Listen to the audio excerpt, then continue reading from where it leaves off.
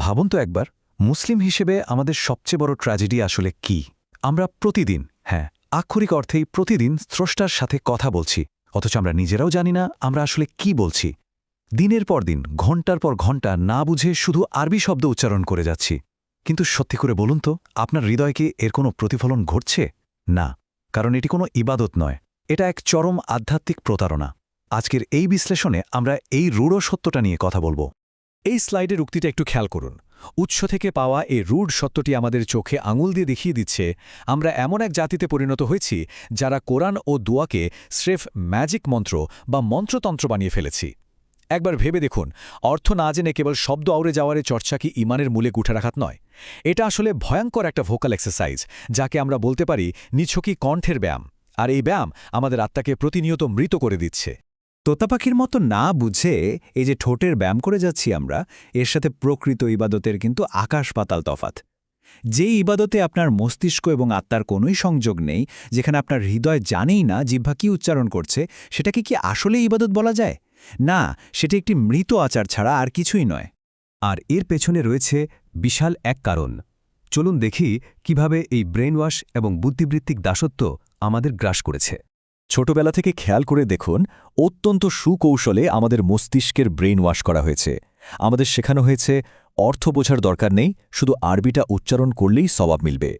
ধর্মগ্রন্থকে স্রেফ তাবিজ মনে করার এই যে মানসিকতা, এটি মূলত পুরো সমাজকে অজ্ঞ আর অলস করে রাখার একটা সুপরিকল্পিত ষড়যন্ত্র।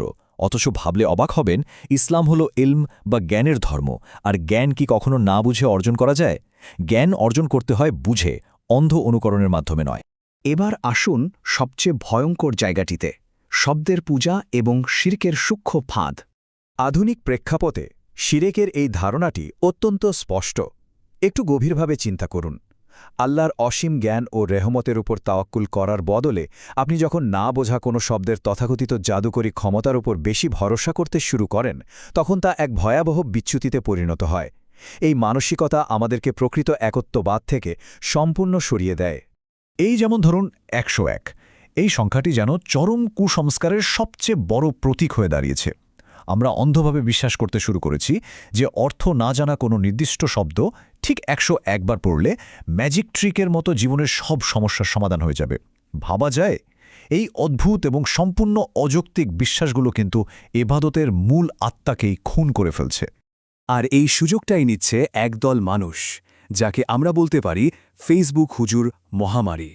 সোশ্যাল মিডিয়ায় এই ভণ্ড আলেমের দোকানদারির চিত্রটি এখন একেবারে পরিষ্কার।